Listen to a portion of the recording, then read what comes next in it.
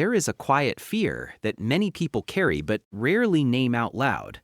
The fear of being left behind in life. It doesn't always look dramatic. It doesn't announce itself as panic. Sometimes it shows up as scrolling through social media a little too long. Sometimes it shows up as overworking, overcommitting, or overthinking. Sometimes it hides behind ambition. But underneath it all is a single question that feels heavier than it should. Am I falling behind everyone else? This fear is deeply psychological. It touches identity, belonging, self-worth, and our need for security. And it doesn't arise randomly. It develops slowly, shaped by childhood experiences, cultural expectations, comparison habits, and the silent timelines we internalize without realizing it. As children, we learn early that progress equals praise, walking before others, reading earlier, getting good grades, being ahead. Achievement becomes a signal that we are safe and valued. For many, love and approval feel closely tied to performance. If you were celebrated when you achieved but overlooked when you struggled, your nervous system may have learned a subtle lesson. Falling behind is dangerous. Later, society reinforces this belief. We are shown invisible timelines. Graduate by this age, build a career by that age, marry here, buy a house there. Even if no one says it directly, the milestones float around us like checkpoints in a race. And when someone we know reaches one of those milestones before we do, something stirs inside. It isn't always jealousy, it's often fear. A deep, unsettled fear that life is moving forward without us. Psychologically, this fear is rooted in comparison. Human beings evolved in tribes. Being left behind once meant literal danger. If the group moved and you didn't, survival was at risk. That ancient wiring still lives in us. Today, the tribe is social media feeds, peer groups, colleagues, and family circles. When we perceive others progressing faster, our brain interprets it not just as difference, but as threat. That threat activates anxiety. You might notice restlessness, racing thoughts, or an urgent need to catch up. You might say yes to opportunities you don't actually want. You might rush into relationships because being single feels like evidence that you're behind. You might stay in a career path that drains you simply because changing direction feels like losing time. The fear of being left behind often creates two extreme behavioral patterns. The first is overcompensation. This person becomes hyperproductive, constantly busy, always striving. They measure their worth through output. They rarely feel satisfied because satisfaction would require slowing down, and slowing down feels like falling behind. Even rest becomes guilt-ridden. The second pattern is paralysis. This person feels so overwhelmed by comparison that they freeze. Every step feels too small. Every goal feels too far away. They may procrastinate, avoid risks, or withdraw socially because being seen feels exposing. They're already behind. Why try? Both patterns stem from the same emotional core, fear of inadequacy. At its heart, the fear of being left behind is not really about time. It's about worth. We equate progress with value. If others are advancing and we are not, we unconsciously conclude that something must be wrong with us. The inner dialogue becomes harsh. You should be further by now. Everyone else figured it out. You wasted your time. This self-criticism doesn't motivate long-term growth. It erodes mental well-being. Chronic comparison activates stress responses that keep the body in low-grade fight-or-flight mode. Over time, this can lead to burnout, anxiety disorders, and depressive episodes. You may feel tired but unable to relax, accomplished but empty, surrounded by people yet disconnected. Relationships are often affected too. If you constantly feel behind, you may struggle to celebrate others genuinely. Their success becomes a mirror reflecting your insecurities.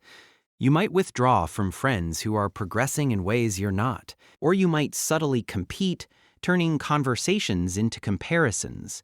Intimacy becomes harder because vulnerability requires admitting fear, and fear feels like weakness. Romantic relationships can also suffer. If you believe you're behind in life, you may attach your worth to partnership status. Being single may feel like failure rather than a phase. This can lead to settling, tolerating misalignment, or clinging to relationships that don't nourish you simply to avoid the label of being late. But why does this fear feel so intense for some people and manageable for others? Often it relates to attachment patterns and early emotional experiences. If stability and reassurance were inconsistent growing up, unpredictability in adulthood feels amplified. Watching others move forward can trigger old fears of abandonment or exclusion. You're not just afraid of missing a milestone, you're afraid of being forgotten, replaced, or deemed unimportant. Another layer is identity fusion with achievement. When you define yourself primarily by what you accomplish, any delay in visible progress feels like identity erosion. If you are not moving forward, who are you? This creates internal pressure to constantly reinvent, upgrade, optimize. Modern culture intensifies this dynamic.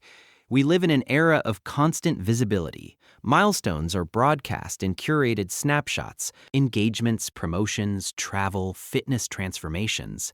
Rarely the doubt, the debt, the therapy sessions, the setbacks. Your brain compares your unfiltered behind the scenes to someone else's highlight reel, and it forgets that you are comparing incomplete data. There is also the illusion of a universal timeline. In reality, life unfolds in nonlinear patterns. Some people peak early and plateau. Others wander for years and then find alignment unexpectedly. Some relationships form quickly and dissolve quietly. Others take decades to build.